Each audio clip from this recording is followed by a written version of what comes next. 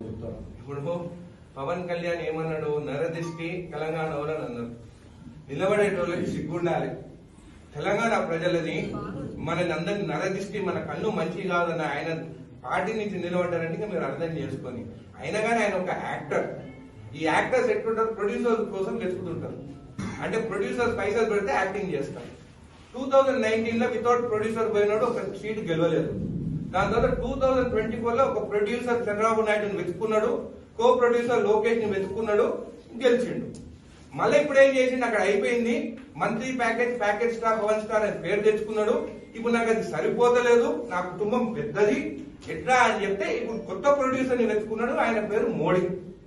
ఆ మోడీ ప్రొడక్షన్ లో ఇప్పుడు తెలంగాణకు రావాలని అనుకుంటున్నారు. మళ్ళా ఇది హై బడ్జెట్. కొన్నిసార్లు హై బడ్జెట్ 1000 కోట్లు పెట్టినవి కూడా 50 కోట్లు రావు.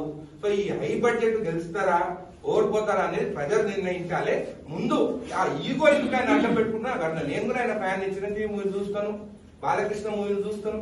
ఏ మూవీ బాగుంటే ఆ మూవీ చూస్తాం. తెలంగాణకి వచ్చిన తర్వాత మళ్ళా ఆంధ్రోళ కన్ను మన తెలంగాణ పైన పడ్డది. మన భూముల రేట్లు ఎక్కున్నాయి, ఆంధ్ర భూముల రేట్లు తక్కున్నాయి. వాళ్ళు బెంగళూరు కర్ణాటక పోతే బతకలేరు. తెలంగాణ కోసం మనం అమాయకులము. వాళ్ళు ఏమన్నా నరదిష్టనన్నా కానీ మనం పడి వింటున్నాము. కాబట్టి మన దగ్గరకు వస్తున్నాం. తెలంగాణ ప్రజలే దీని గురించి ఆలోచించాలని తెలియజేస్తున్నాం.